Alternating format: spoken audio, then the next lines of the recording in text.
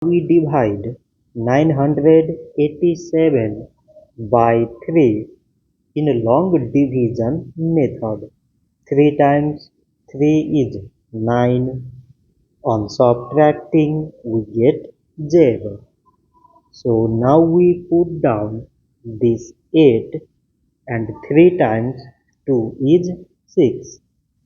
On subtracting, we get 2. So again we put down this 7 and it is 27. So 3 times 9 is 27. On subtracting we get 0.